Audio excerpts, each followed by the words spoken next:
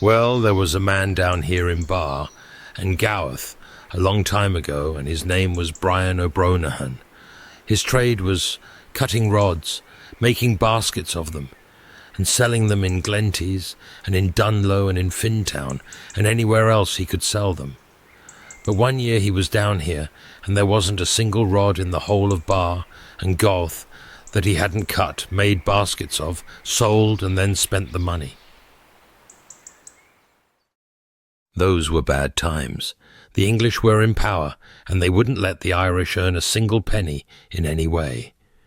And Brian didn't know what to do. In those days there was a little glen, outside of Bar and Gowerth, that they called Alton Tor, and there were remarkably fine rods growing there. But nobody dared cut any rods there, for everyone thought that it was a fairy glen.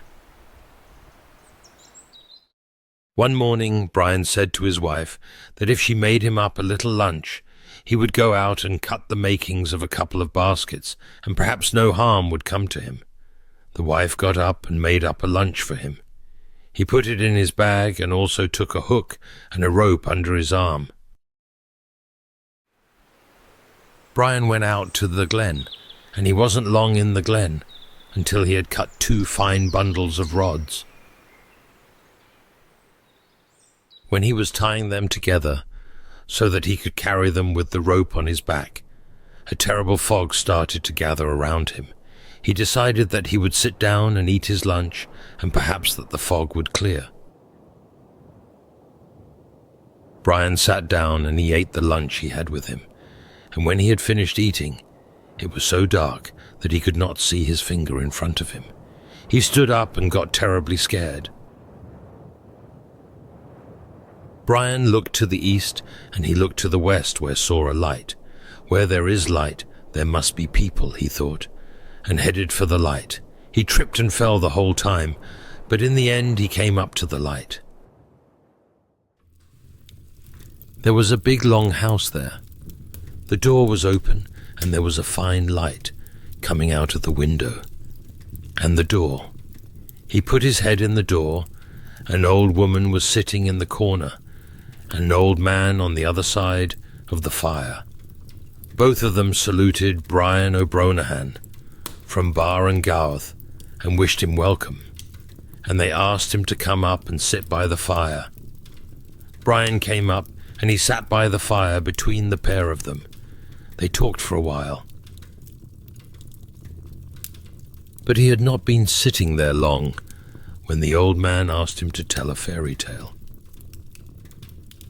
That is something that I never did in all my life. Tell a story of any kind. I cannot tell Fenian tales or fairy tales of any kind. Well, take that bucket and go down to the well below the house and fetch a bucket of water. Do something for your kid. I'll do anything except tell a story.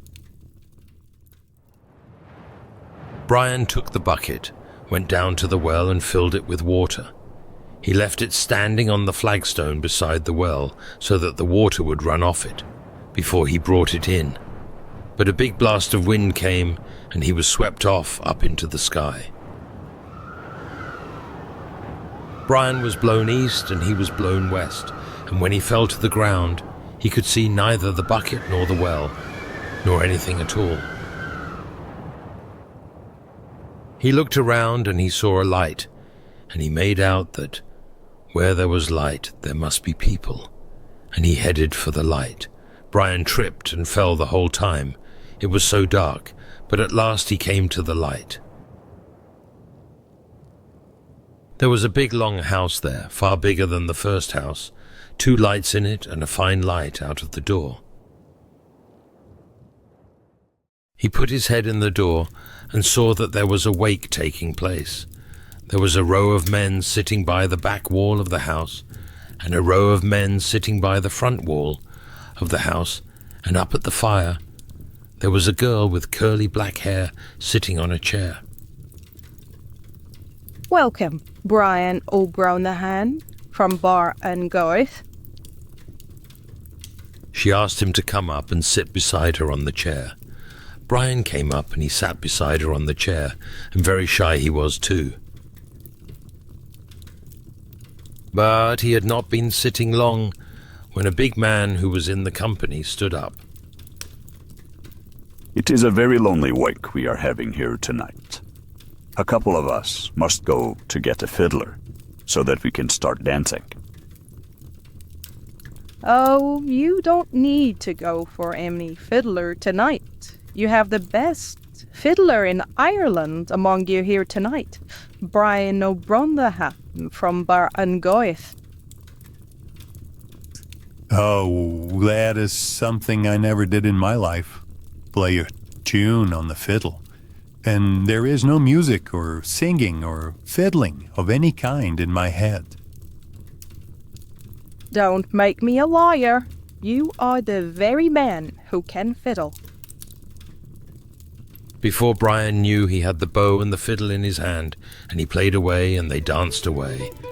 And they all said that they had never heard any fiddler playing a tune on a fiddle better than Brian O'Brotherhan from Barangowith. The big man who was in the company stood up and said that the dancing must stop now. A couple of us must go for the priest, so that we can say mass. This corpse must go out of here before daybreak. Oh, there is no need to go for any priest tonight. The best priest in Ireland is sitting here beside me on the chair, Brian O'Brotherhan from Bar and Goith. Oh, I have nothing of a priest's power or holiness, and I do not know anything about a priest's work in any way. Come. You will do that just as well as you do the rest. Before Brian knew, he was standing at the altar with two clerks and with the vestments on him.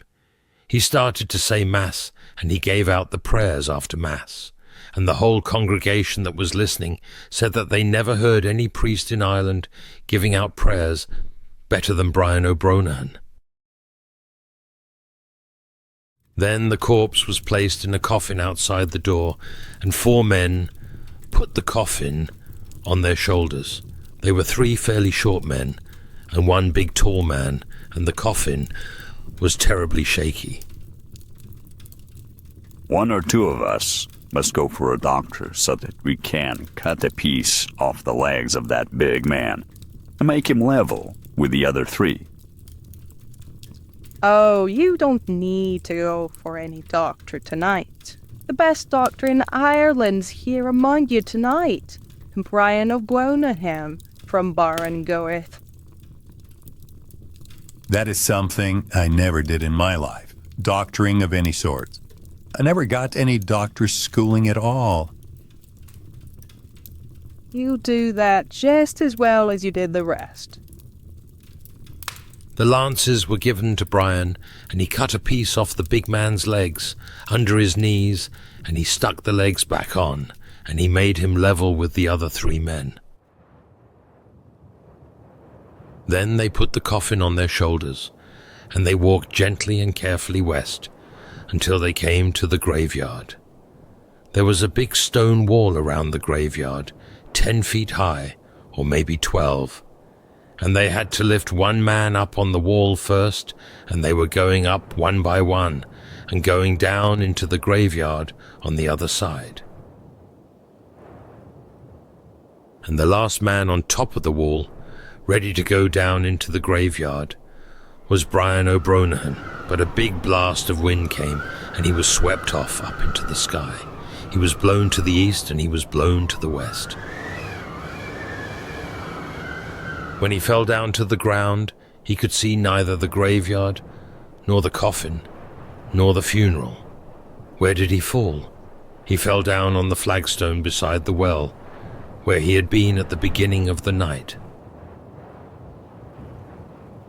Brian looked at the bucket, and the water was hardly dry on the outside of it.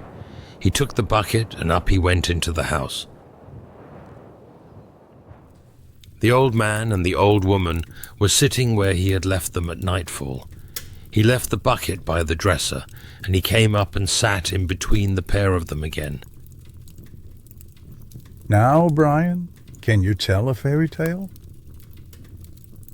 I can. I am the man who has got a story to tell. He began to tell the old woman and the old man what he had gone through since nightfall. Well, Brian, wherever you are from now on, and whenever anybody asks you to tell a story, tell them that story, and you are the man who will have a story to tell. The old woman got up and made Brian a good supper, and when he had had his supper, she made up a feather bed for him, and he went to bed. And he wasn't in bed long before he fell asleep, for he was tired after all he had gone through since nightfall. When he woke in the morning, where was he? He was lying in Alton Tor, outside Bar and Gowith, with his head on the 2 bundles of rods. He got up and went home, and never again did he cut any rods from that to this day.